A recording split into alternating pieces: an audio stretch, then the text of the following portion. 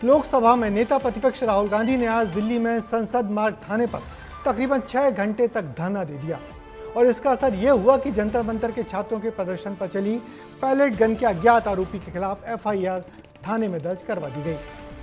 संसद मार्ग थाने पर आज दिन भर क्या कुछ होता रहा, कैसी रही राजनीतिक गहमी और कौन कौन था वहां मौजूद और कैसे मानी पुलिस, दिन भर की उथल पुथल पर यह रिपोर्ट देखिए।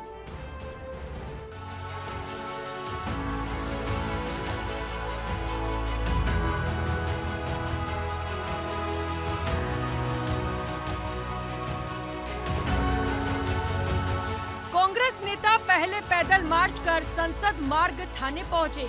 दोपहर 12:15 पर उन्होंने मुलाकात की डीसीपी से और फिर ठीक 12:30 बजे धरने पर बैठ गए।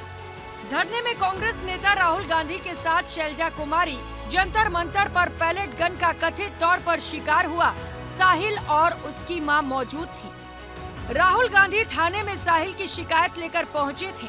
दरअसल राहुल गांधी का आरोप है कि 20 जुलाई को संसद मार्च के दौरान साहिल पैलेट गन से घायल हुए हैं। इसी को लेकर साहिल 14 अगस्त को दिल्ली पुलिस लिखित शिकायत लेकर पहुंचे थे, लेकिन जब साहिल को शिकायत की कॉपी नहीं मिली तो खुद राहुल साहिल के साथ थाने पहुंचे।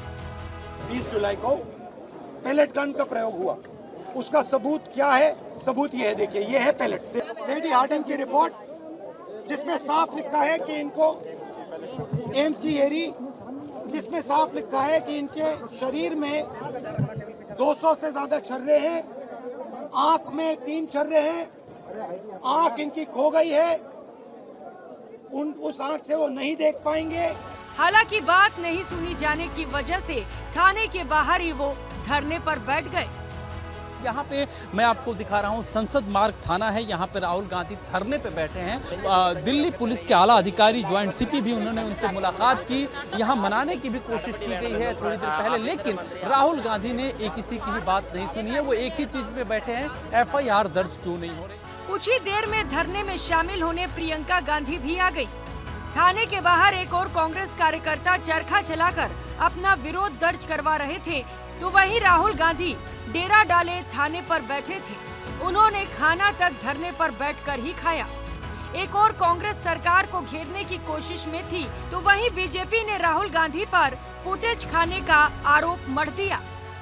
राहुल गांधी जी का आज का यह धरना न तो छात्रों के लिए है और न ही न्याय के लिए है। यह कांग्रेस पार्टी की राजनीतिक हताशा का प्रतीक है और राहुल गांधी की फुटेज खाने की भूख है। कभी प्रधानमंत्री के घर के सामने बैठ जाते हैं और अभी फिर यहां बैठ गए हैं कि जिस घटना का वो संदर्भ दे रहे हैं उसकी शिकायत लीक हो चुकी है। मैं समझता हूं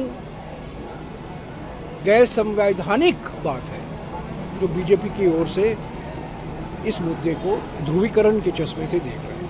हालांकि सियासी बयानबाजी और राहुल गांधी के 5 घंटे के धरने के बाद पूरे मामले में एफआईआर दर्ज कर ली गई, लेकिन मामला अज्ञात पर दर्ज किया गया है। आप देखेंगे कि जब उनकी एक जीत होती, जो एफआईआर की मांग थी, वो आखिरकार एफआईआर दर्ज करनी पड़ी है। और आप देखिए पॉलिटिकली भी देखेंगे तो राहुल गांधी के लिए एक ये बहुत बड़ी जीत है, जहां से एक बड़ा मैसेज जो है देश भर में जाएगा। देखिए, सबसे पहले तो मैं कहना चाहती हूँ कि झुकती है दुनिया, झुकाने वाला चाहिए। बहुत बड़ी जीत है, इस देश के छात्रों की जीत है। राहुल जी को बधाई। अभी कहा शुरुआत हुई है, ये न्याय का पहला कदम है, केस लॉन्च हुआ है। तो दिल्ली के संसद मार्ग थाने पर आज दिन भर कांग्रेस के उस धरने को देखने पर यही लगता है कि राहुल गांधी अब ये समझ चुके हैं कि कैसे उन्हें खबरों में रहना है, कैसे उनको मीडिया में कवरेज मिलेगी और कैसे उनकी बातें सुनी जाएंगी। वैसे फिर चाहे वो पीएम आवास का घेराव करने वाली बात हो या फिर आज धरना देने की, कुल मिलाकर अब राहुल गांधी 2029 के लिए चुनावी मूड में नजर आने लगे हैं और जनता के से जुड़े ज़्यादा से ज़्यादा मुद्दे इस नए तरीके से उठाने लगे हैं।